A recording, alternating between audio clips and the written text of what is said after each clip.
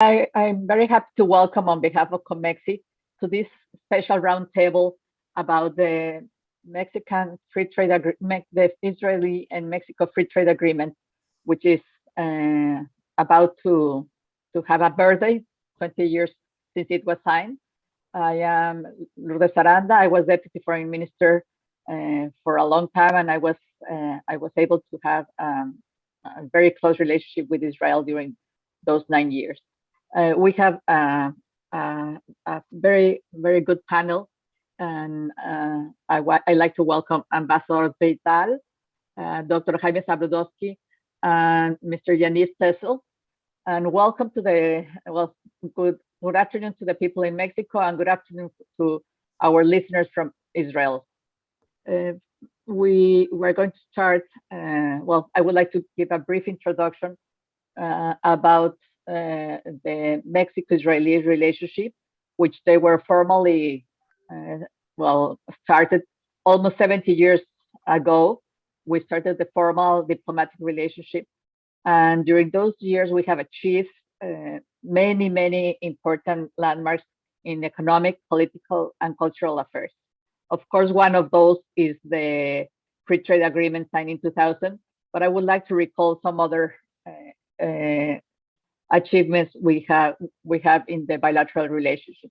First, we have on a regular basis political consultations since 1997, on which every certain period of time there are discussions on how the relationship is functioning.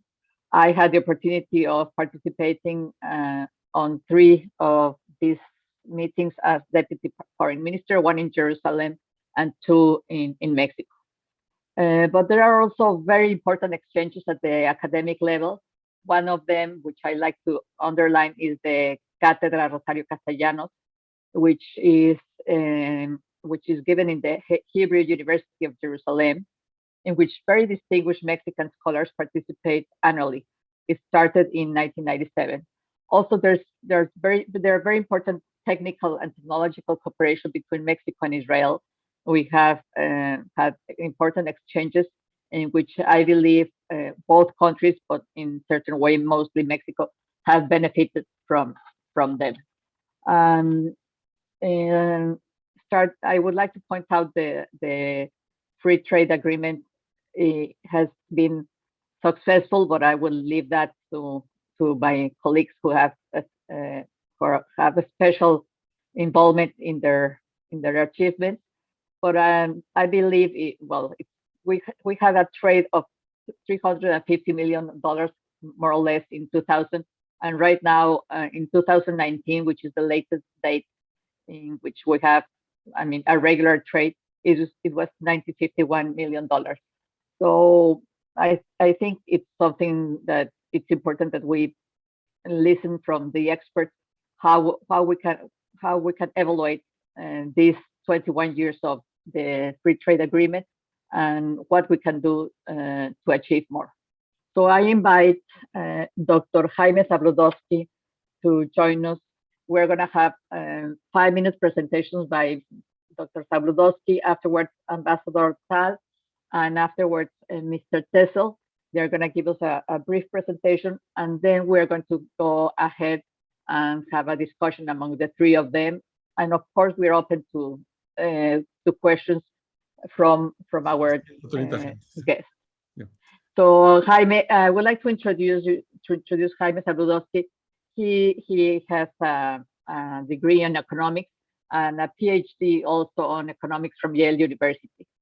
Mr. Zabludovsky, or Dr. Zabludovsky, started his career in the Mexican Central Bank, and then he joined the Ministry of Economy, where he was deputy chief negotiator for the North American Free Trade Agreement, which that in itself was something for the time, a very noble achievement. He was appointed Deputy Secretary for International Trade Negotiations, where he negotiated and implemented important free trade agreements that Mexico signed during that time, in which it was, I think, the most successful time in which Mexico achieved a range of treaties very important for us. And especially while he was involved in the Israeli one. Afterwards, he was ambassador to the European Union and also chief negotiator for the Mexico-EU Free Trade Agreement. After leaving the government, Mr. Zabludovsky he co-founded a consultancy which is advising governments and major international institutions and global companies on international trade and investment issues. He's also been for a long time the president of COMEXI. COMEXI is a leading trade association for global manufacturers of consumer goods in Mexico since 2007. He has also participated from the private sector on the new negotiations with the U.S. on the Mexican Free Trade Agreement with the U.S. Jaime, I give you the floor. Thank you, Lourdes. Thanks to COMEXI. I salute our president, Sergio Alcocer, who I think is part of the audience. It's a pleasure to be with Lourdes and my friend, Ambassador Zvi Tal. It's also very nice to get to know Director Tessel. I look forward to have a chance to get to know him personally. What I would like to do in my opening remarks, is to share with you some of the origins of the agreement, since I had the honor to be at its inception. And I'm sure that later on we'll have the opportunity to go over the figures and see what has happened in these 21 years of the agreement. And also, I'm sure we'll have an opportunity to discuss what are the challenges and the opportunities that we have ahead of us. Let me start with a very brief history of the agreement. The year was 1997. Herminio Blanco was the Secretary of Industry and Commerce, and I was his deputy in charge of international trade negotiations in President Cedillo's cabinet. Moshe Melamed was the Israeli ambassador to Mexico, and he was a very insistent and very perseverant diplomat. The first time we met, after changing all the traditional niceties, he confessed to me that his single most important goal was to achieve an FTA between Mexico and Israel. I must say that it was not the first time that this idea was floated by Israel. As a matter of fact, the late Shimon Peres visited Mexico in May 1994 when he was foreign minister, and every news clip of that visit highlighted Israeli interest in launching an FTA negotiation with Mexico. Therefore, Ambassador Melamed was just picking up where Minister Peres at that time had left off. Nevertheless, I was really surprised about the proposal, and initially I really did not know how to respond.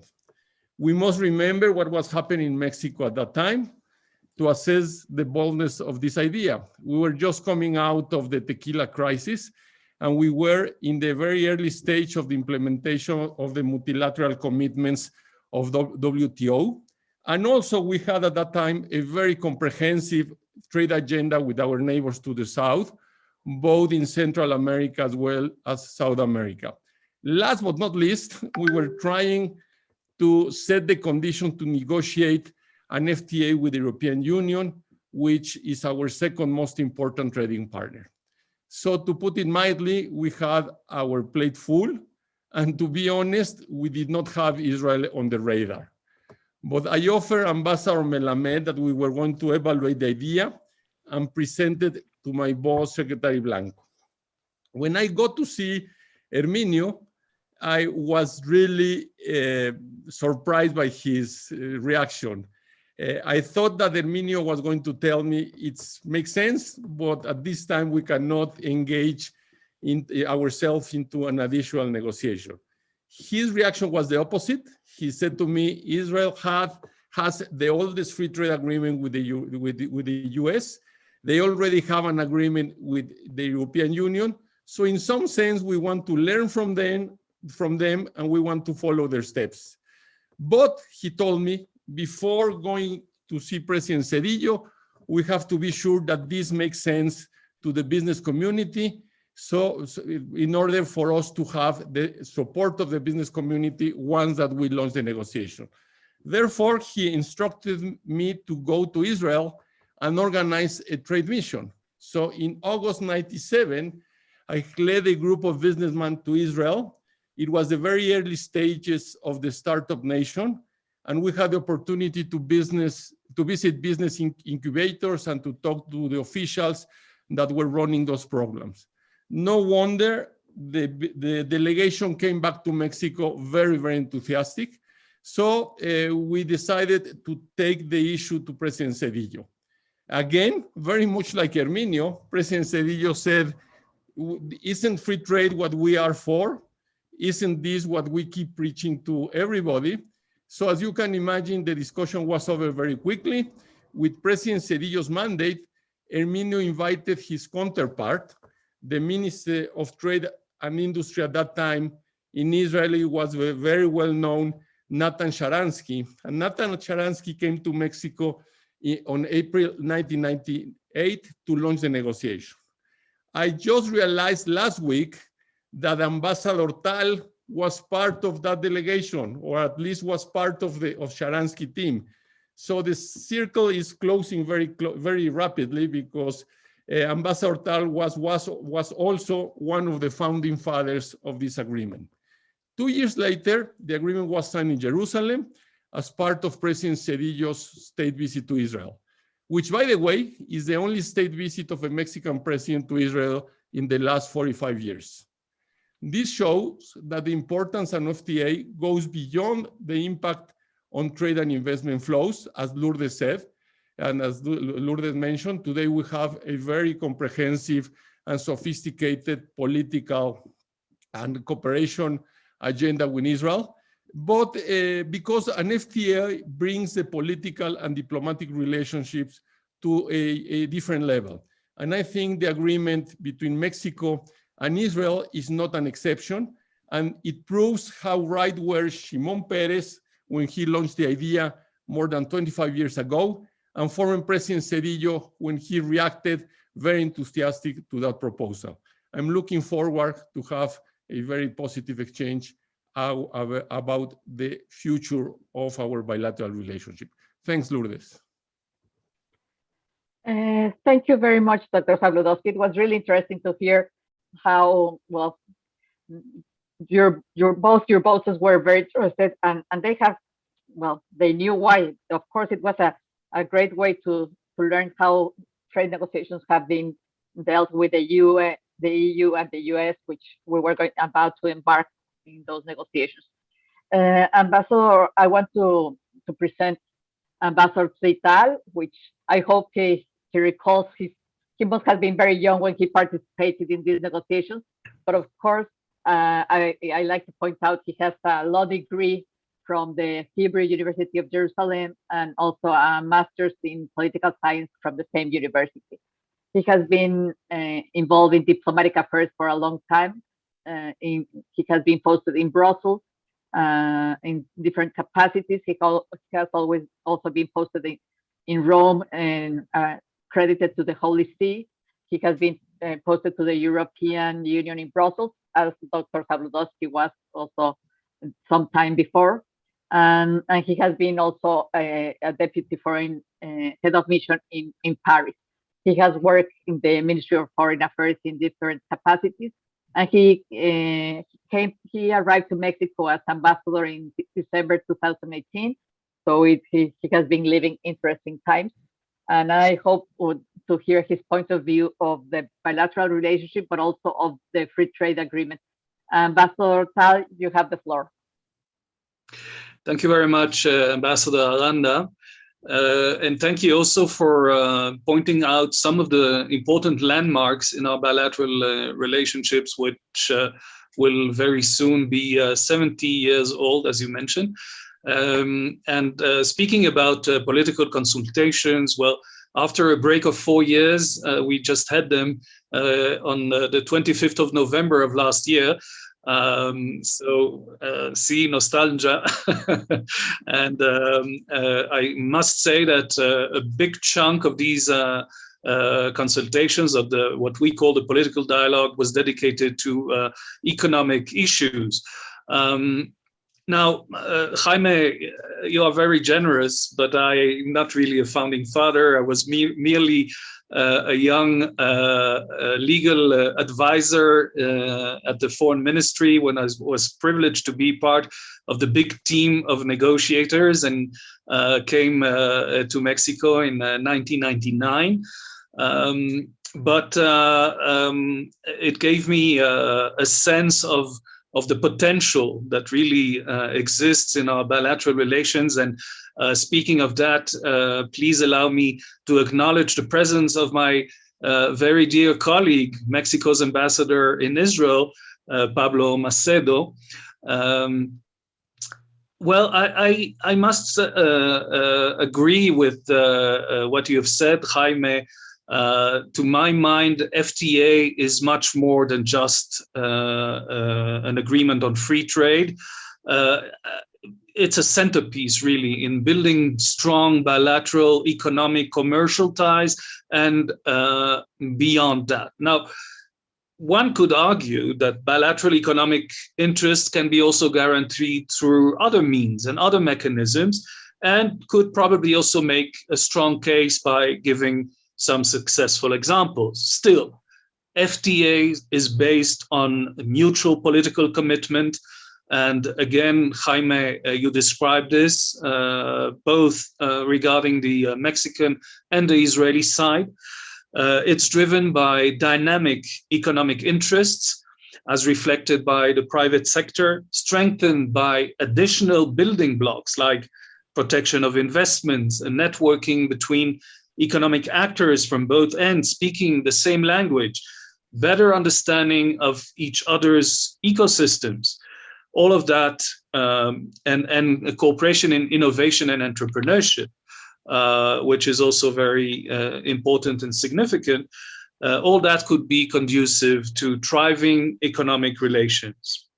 The Joint Commission of the FTA just held its fourth meeting last week on the 17th of March, and that was one of the mission statements that I got from my peers at the ministry, because here again there was a hiatus, there was a break, and it was important to renew discussions on where we stand right now, and we'll have an opportunity, I'm sure, to elaborate on that later on. So, of course, you have advantages and disadvantages when it comes to FTAs. On the part of advantages, you can talk about increased economic growth, more dynamic business climate, lower government spending, foreign direct investment, expertise and transfer of technology, and all of that is very relevant to our case. And looking at disadvantages, they are, I think, less relevant to the relations between Mexico and Israel regarding job outsourcing or the intellectual property issue, unfair competition, etc. I think this is more through in different setups than ours. An important component, I think, when it comes to increasing our commercial ties, and we are ambitious. During the meeting of the Joint Commission, we set a goal of $1 billion. We are not very far from that, as you mentioned, Ambassador Aranda. But this is the next foreseeable step. It's important to bring down tariff barriers. That's essential, but it's not sufficient. You need to neutralize mental barriers as well. You need to bridge cultural gaps. And this is where the economy becomes part of a wider picture. How to bring both civil societies close to each other so that Mexico and Israel become associated to opportunities, to creativity, to vitality, to drive. Now, I already said you need a political momentum. When we look at the broader area of Latin America, Colombia is a case in point where our bilateral relationship has evolved very significantly and has allowed us to sign and conclude not long ago negotiations on FTA. Trust is very important. We know that from our own area of conflict, when speaking about the late Shimon Peres and the spiritual instigator of the big economic conferences of the 90s after the Madrid political process, what we sensed on the part of our Arab neighbors was the concern that Israel's military strength in the region would give room now to an economic drive. So what was lacking at the time was this confidence building. And now I'm happy to say that when you look at Abraham's Accords, the atmosphere is completely different. So trust is, of course, again, of a big necessity. A challenge that we know again in our region, but not only. We mentioned the European Union, which is our biggest trading partner, is how to separate between political considerations and purely economic considerations. And fortunately, I have to say that in the case of Mexico, I don't feel any resentment whatsoever. On the contrary. To sum it up, in my view, it's not only about mercantilistic considerations, but rather it's looking at complementarity, joint opportunities in a global setting. Thank you very much. Thank you very much, Ambassador Tal. Undoubtedly, it's not only the FTA which brings up all the relationship between Mexico and Israel, but it's a very good basis for the overall relationship. And as you say, it also between in private investors, trade, and in general entrepreneurship. I would like to present Director Tessel to our friends who are in the audience. Director Tessel holds a BA in Economic and Accounting and a Master in Diplomacy and Defense from the Tel Aviv University. He has been participating in the civil service for quite some time. At the moment, he's Director for Bilateral Trade Agreements in the Foreign Trade Administration, which is part of the Ministry of Economy and Industry, where he joined that ministry in 2014. Before that, he was the head of the Economic and Trade Mission of Israel to Vietnam, where he lived in Hanoi for 4 years. And prior to that, he was involved between the Israelis' relationship with China and India. Before that, he worked in the private sector in Ernst & Young as financial analyst, and he was also a former naval officer. I welcome Director Tessel, who is going to give us a little bit a longer expose of what is the free trade agreement at this moment. I give you the floor, Mr. Tessel. Thank you, Ambassador Aranda. Thank you, Ambassador Tal. Not much left for me to say. Thank you also, Dr. Zabludovsky, for the introduction. I will try to give an informative presentation. For this, I will share my screen with you. Hope everyone sees my screen and full view. Okay, so let's take a look. So the unit I belong to, the Foreign Trade Administration, it operates an area of about 50 trade missions globally. Recently in America, we've opened, 4 years ago, we've opened our office in Lima, our office in Santiago. and we also closed our office in Chicago. The trend in the ministry is gradually withdrawing from developed countries, alongside opening new missions in the developing countries. And this trend is still continuing. The last mission that were open or declared to be open would be in the United Arab Emirates, as we had some warm up in the relationship with them. As I mean, our mission is supporting every aspect of promotion of trade and globalization,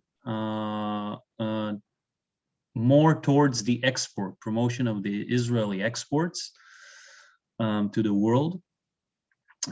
If you look at the bottom left brick or slice, this is the division I belong to, trade policy. In our division, we're responsible for negotiating, maintaining, periodically updating our trade agreements, and also addressing some other trade policy issues or other trade barriers. Of course, also using our big array of missions around the world. If we look at Israel's free trade map, so Israel has now 11 free trade area agreements in force that are covering about 70% of its trade, of its global trade. Not in the map, sorry, not in the map is South Korea. That the negotiation with South Korea already completed, and it's now awaiting for signing. Basically, all that remains is sign, and South Korea will be the first country in the Eastern Hemisphere to sign an FTA with Israel. Hopefully, not the last. Before moving to my next slide, I just want to bring to your attention that out of this 11 agreements, 4 are from last year. It is Colombia, that was signed long ago, but only ratified and entered into force last year, as well as Panama. And the most recent one is the agreement we have with Ukraine, a free trade agreement, entered into force 2 months ago. And you can also see United Kingdom in the map that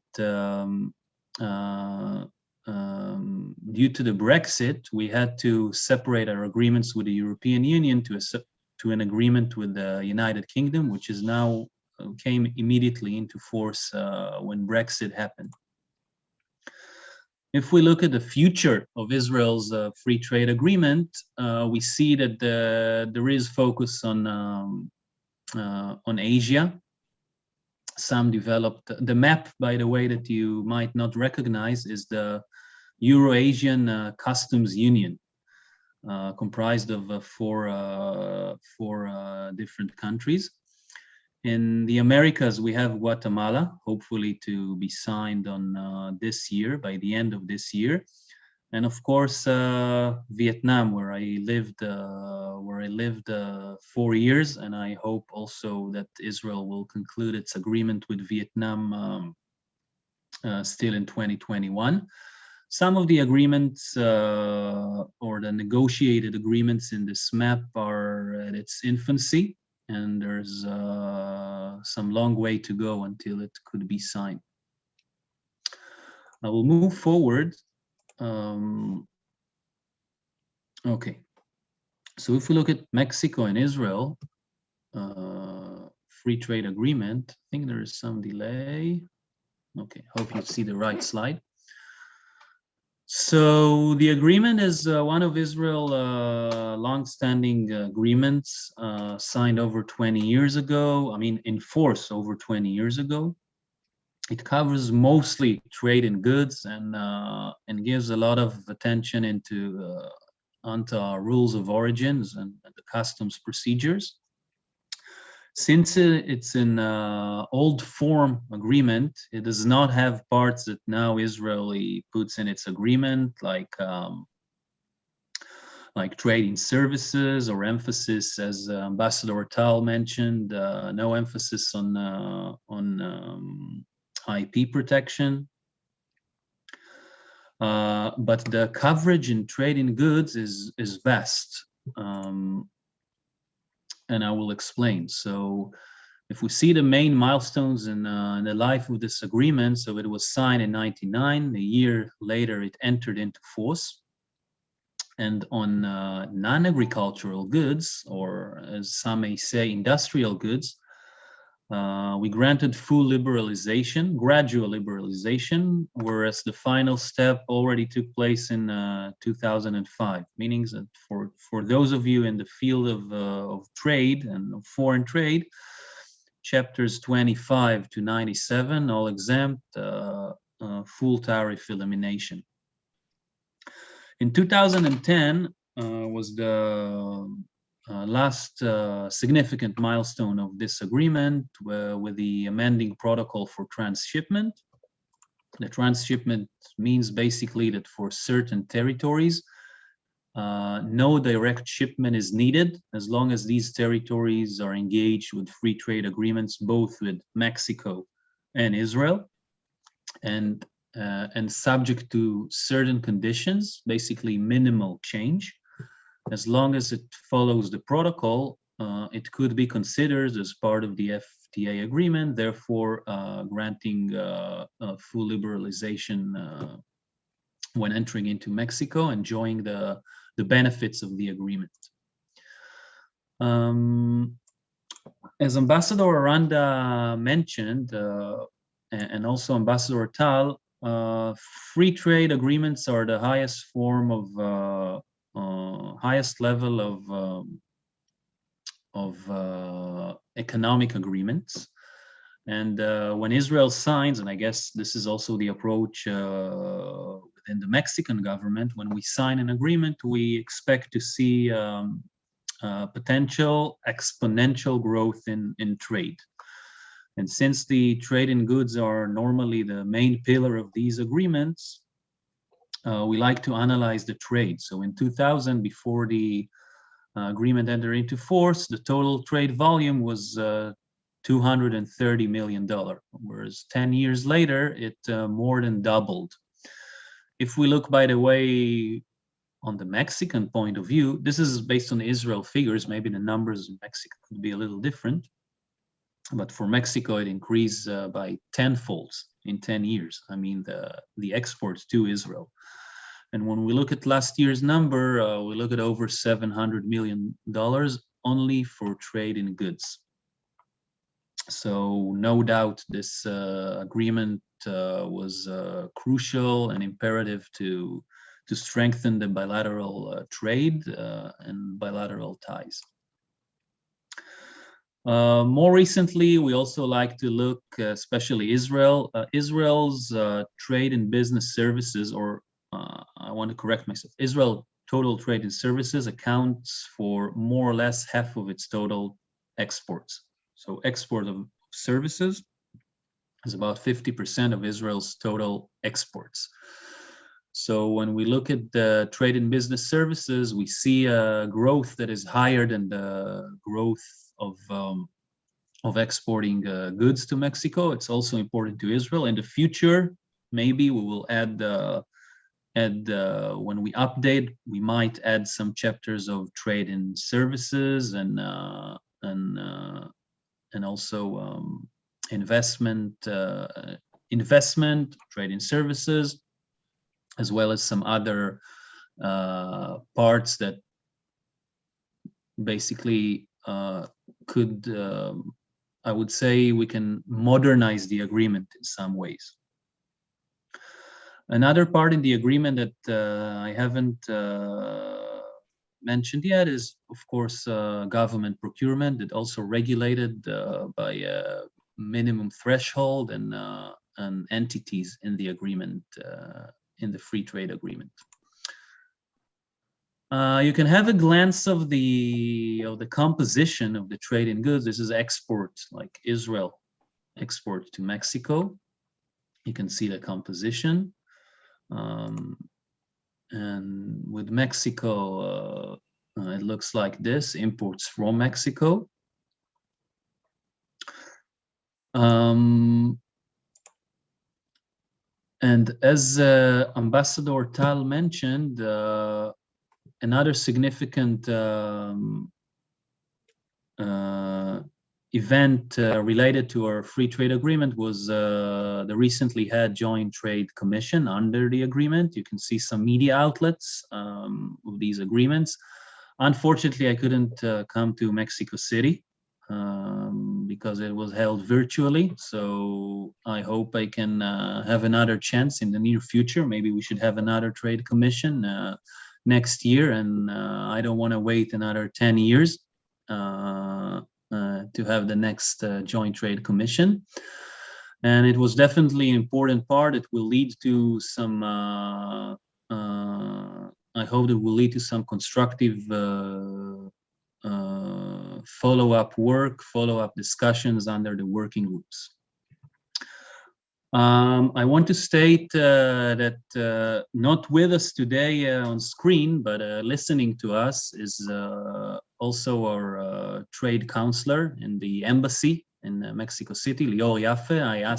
I asked him to share also his contact details mainly for the business community. If you wanna keep in touch with us, if you want more information, answers to questions, anything related to our trade.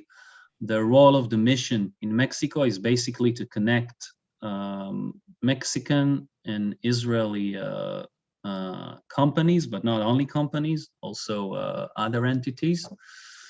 And it has also an experienced local team to support this activity. So you have my email, but more importantly, I hope you can communicate with Lior Yaffe, the head of the economic mission. Again, thank you for the opportunity. Thank you for listening, and I'm available for questions. Thank you very much, Director Tessel. I think, well, the idea was to have a discussion among the three of you for about half an hour, but now we have a little bit less time. We will get more or less 20 minutes. But I will tell you some of the questions so you can also include them in your discussion. Some of the questions, and first of all, before I forget, let me just welcome very warmly Ambassador Pablo Macedo to this chat, which he could have very much participated as a moderator, considering his knowledge on the issue. Pablo is a very dear colleague, so welcome, Pablo. So I would like to introduce some of the questions we have received, and if you can address them while you have your discussion. One is from Fernando Villar. How can Israel benefit from the USMCA? Is there any relationship or in any way in which they are related? There's also several questions about the increase in bilateral commerce in 2021. I think that's very much related to the global economy and how we saw the figures for 2020 and 2021. I guess they're going to not be very high, but I hope that they start growing. There is also a question from Ricardo Rochman. He asked if the FTA is now a bit more balanced on imports to Mexico from Israel, and if there's any effort from the Mexico-Israeli Chamber or from the government to promote more exports from Mexico to Israel. And so these are some of the questions, and I give you, well, I will ask that you, Director Tessel or Jaime to address. I mean, I think what are the bigger challenges the FTA has encountered I mean, it's quite a success because trade has increased, but I think it could be much larger success considering the importance of the two countries in the global economy. So I give you the floor, and I'm going to be very strict because maybe there are going to be more questions, around 20 minutes of discussion, please. Lourdes, if I may start taking advantage that if we follow inverse alphabetical order, I might be able to start with a comment and then a question to our colleagues Yaniv and Ambassador Tal. I do think that trade has increased a lot, and the agreement has raised the awareness of the bilateral relationship, but I also think that the trade still has a long way to go. If we take into account that the bilateral trade between Israel and Mexico is less than $1 billion, and $1 billion is what Mexico exports a day to the rest of the world, to all countries, I think we still have plenty of opportunities to take advantage. But having said that, I do think that trade figures underestimates what's happening in the bilateral relationship. And I would like to listen from Ambassador Tal and from Yaniv to know if, first of all, if we look at what has been happening in terms of investment and Mexican companies acquiring Israeli companies. We have this example 2 years ago of Mexichem, which is today Orbia, that bought a very big agricultural company in Israel. And 2 or 3 weeks ago, we had this news about Bimbo opening up operations into the Israeli market. And we also have had Israeli companies buying companies in Mexico. So my question is, what has been your experience, Ambassador Tal, in this year and a half that you have been in Mexico, COVID-19 considering? And is the lack of investment and services chapters, has that been a problem that has prevented the bilateral relationship from growing more rapidly? And if that's the case, are there any possibilities of a negotiation to expand the agreement and make our very important agreement a much modern one that would look very much like the USMCA or our agreements with other countries? So that would be my question to both of you. And I would like to try to answer one of the questions that was posed about the relationship between USMCA and the Israeli-Mexico agreement. Well, today there's a very nice piece in Reforma celebrating the World Water Day. And there's a full photo of a very nice Mexican avocado that is hanging like a piñata, but it's hanging like a piñata surrounded by Israeli technology that allows this avocado to measure the humidity and all the conditions that are needed in order to have a successful crop of one of the most important products that we export into the US. So this is a very clear example of the relationship between high-tech agricultural Israeli technology and one of our most important agricultural exports. And I'm sure that there are plenty of examples along those lines, but I would like to listen from Ambassador Tal and from Yaniv about the possibility of expanding the agreement and what has been your experience, particularly Ambassador Tal, in Mexico over the last year and a half. Thank you, Jaime. Let's start perhaps with this big success story you just mentioned about Netafim, the world champion of drip irrigation, being bought by Mexichem, which is now called Orbia. And I had the opportunity to talk at length about this experience with Mr. De Valle. And he's really the best ambassador I could think of when it comes to promoting business with Israel, in this case a kibbutz, but with Israeli companies in general and with Israeli entities.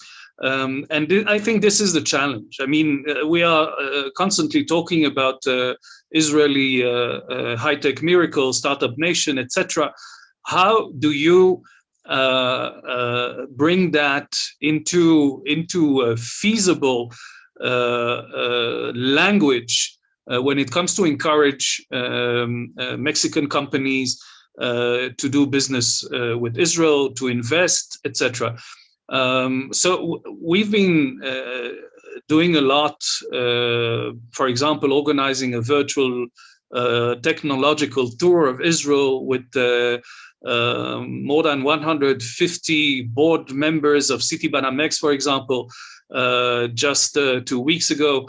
We will have later on next week a meeting with Amexcap.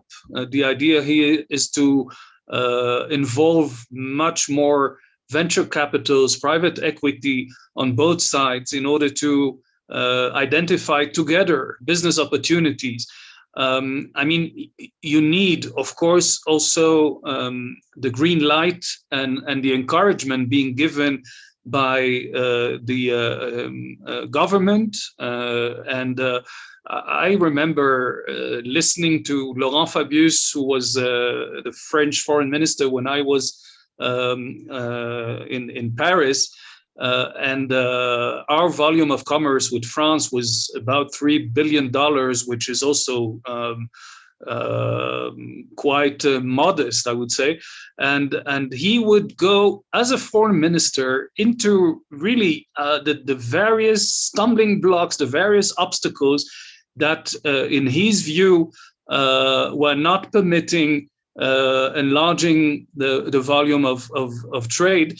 And this is, I think, again, what we need to do. And I'm happy that during the consultas we had last November, Julian Ventura took it up, and now I'm sure that his successor will do the same in order to create this environment which would make business much more easier, whether it's soft landing of Israeli companies. And by the way, we are talking about hundreds of Israeli companies present here in Mexico, and same with regards to the Mexican presence in Israel. And Bimbo is again a remarkable example that should be duplicated.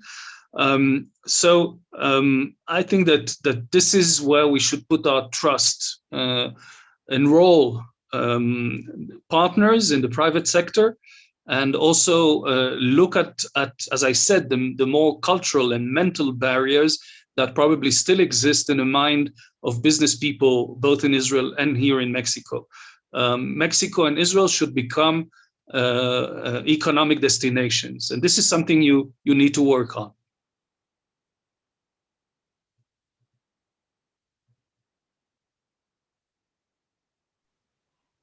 Thank you.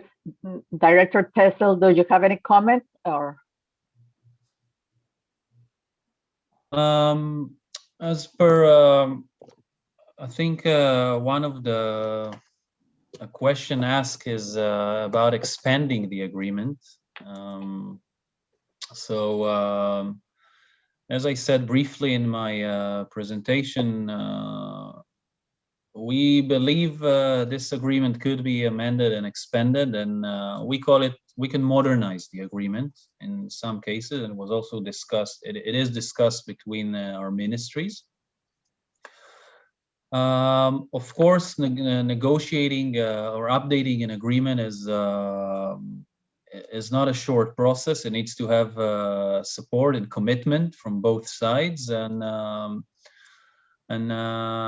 I hope to see this happening in the coming years. I think it has potential in granting access to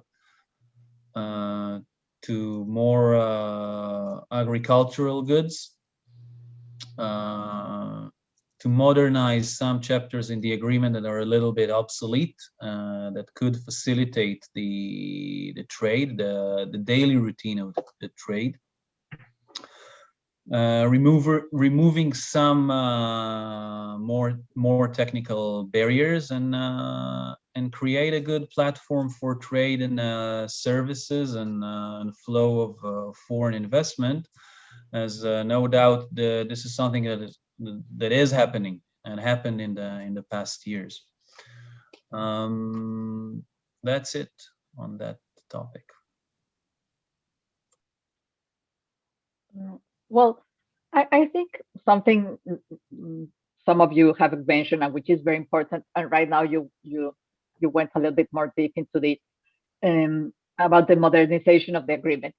And I think it has to be done. Let's say this is a first generation of free trade agreement, and that many changes have been done over the last 20 years. So, and I know it's complicated, and it's better if it's not broken, why fix it? But maybe, it could be useful to add other chapters besides that. I don't know if you could tell us more about it, Jaime, regarding your experience between the NAFTA and the new COMEXI. Yes, obviously, I do think that having the kind of economic relationship that we have today between Mexico and Israel, there are some chapters that are missing in the agreement. Yaniv said that it takes time and it takes commitment, but particularly because of the nature of the things that we import from Israel, which are very intellectual property rights intense. I think at the chapter of intellectual property rights protection, obviously government procurement, because I would imagine that many of the things that Israeli produces are in some cases bought by governments. So a chapter in intellectual property right, a chapter in government procurement, obviously services are missing. Having said that, one of the things that I suspect is that the lack of those chapters has not prevented from businesses taking place. But on the other hand, if you have the right protection and the right legal framework, then these opportunities could be even greater. So I don't know what kind of political push you would need from the Mexican private sector, but I think that one of the things that we should be doing is trying to identify those companies and those businesses that are already doing businesses among ourselves, and have them push our governments on both sides of the Atlantic and the Mediterranean to have them move faster in order to have a much modern agreement. Okay, thank you. Thank you very much, Jaime. Yaniv or Ambassador? Yes, if I may follow up on what Jaime said, and putting at use my modest experience in Brussels when I was deputy head of our mission to the EU. First of all, the FTA the comprehensive FTA that we had with the European Union allowed us also to expand and to become an associate member of the R&D program, yearly 5-year program. The only non-European associate member of this very significant program. So as we said, FTA is a trampoline which allows to upgrade relations also in other areas. Now, I will not, of course, be very adamant with regards to the future of our FTA with Mexico, and although I can testify to the fact that when adding some of these chapters or more robust chapters that Jaime mentioned, this might instill, of course, and revigorate efforts to increase the flow of businesses. But I think that we have already a very good basis, and the challenge is to convince potential business people that succeeding in doing business with a far remote country as Israel in a not very known region with probably obstacles, language obstacles, and other kind of obstacles. It is possible. It has been proven, and we need to duplicate those examples more. Thank you very much, Ambassador. Director Tessel, do you have any other comments regarding this point, or? No. Okay. Well, there are several questions which are very, very specific, and I will encourage those who want to have a specific issues regarding trade issues to contact either the Mexican embassy or the commercial attaché in Mexico, and I think that will be very useful, because we're almost running out of time. And well, I have the floor. I want Ambassador Roberta just asked me a question regarding how would you describe the nature and importance of bilateral relations between Mexico and Israel? How does it compare to relations with major European countries, for example? Well, at least for the time I was Deputy Foreign Minister, the relationship with Israel was very, very important.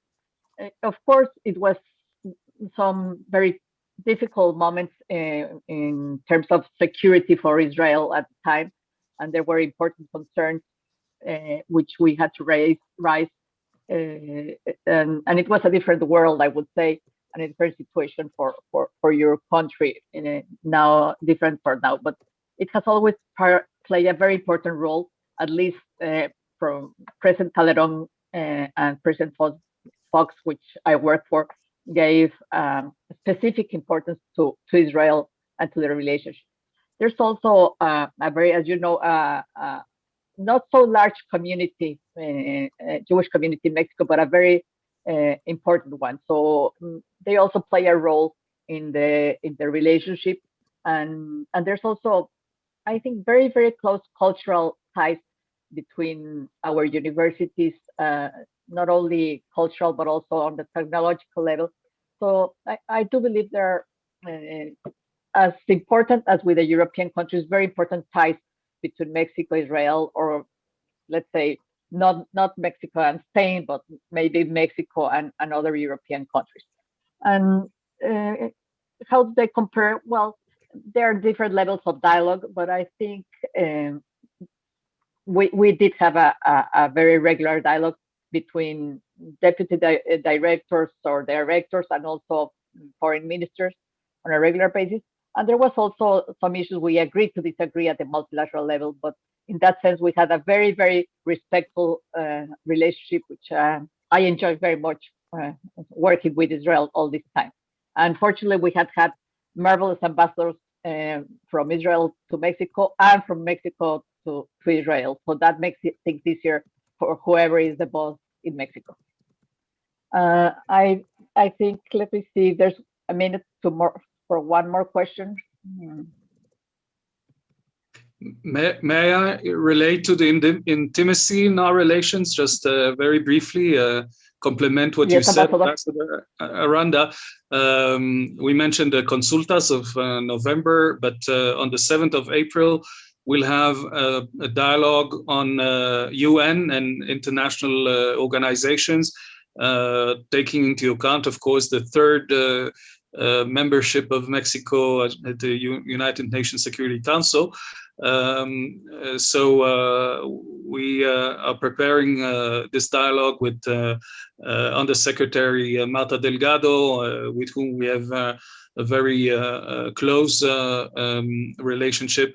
And I'm happy to say, I mean, you put it, of course, very diplomatically, and on some issues we agree to disagree, but I find we have a lot of common ground to cooperate also in the UN system regarding empowerment of women, for example, and gender equality, people with disabilities, etc. And we have some joint initiatives and joint events together with a permanent representation of Mexico in New York, and together with the people in Geneva. So the glass is definitely more full than it is empty. Yes, Lourdes, if I may add something, you mentioned at the beginning that La Cancillería has a very special program with Israel, which is the Cátedra Rosario Castellanos. Yes. I think that we have to talk a little about that, because if I understand correctly, it's a very unique program. I don't think that La Cancillería has a similar program with any other country. I had the fortune that I was for 4 years the president of the Mexican Friends of the Hebrew University, which is the counterpart to the Cancillería in Mexico, to manage that program. And really, it's a very unique program because once a year, and this was the idea, again, on the President Cedillo, when Jorge Alberto Lozoya was our ambassador in Israel, and he was a student of Rosario Castellanos, so he decided that the best way to pay homage to one of our excellent and most distinguished ambassadors in Israel, as you said, Lourdes, we have had a very, very, very professional and very qualified and very top ambassadors, and Rosario Castellanos is perhaps one of the most clear examples of that. In this program, once a year, 1 or 2 Mexican professors go to the Hebrew University to teach about Mexico and Latin America. And this is a program that has allowed the two countries to be closer and to learn from each other. And I think that's the kind of things that we have to put in place, and to show people that trade is important, but not everything is trade. Yes, I do believe it. I have also, when I was in Jerusalem, I went to the university and had very interesting consultations among some academics. But I think this is a challenge that I pose to you, Ambassador Tal and Ambassador Macedo. We should have a counterpart of this cátedra in the Mexican side. I think it's very important that we receive academics, and not only from education or cultural part, but also you have great great scientists, which it will be very great to receive for some time in Mexico. So we should have something similar. I know it's difficult moments, money is tight, but Jaime may help you find some funding for this cátedra.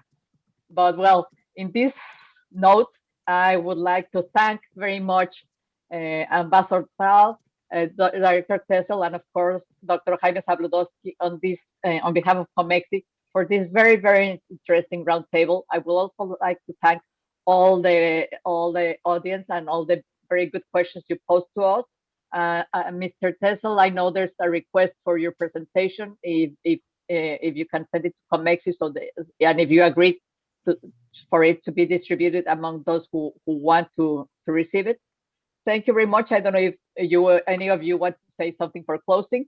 We are going over the limit we had of time, but it has been a very interesting conversation. I'd like just to thank COMEXI for this prestigious venue, and you, Madam Moderator, Ambassador Aranda, and thank you for tasking us with this wonderful idea, which I will definitely take upon myself to try and concretize with Jaime's help and whoever is ready to chip in, because it's really a wonderful idea. So thank you again, and hope to be in contact very soon with you. Well, thank you very much for the opportunity. Thank you for inviting me. Thank you. Thank you, Director. And I'm sure you will be in Mexico pretty soon.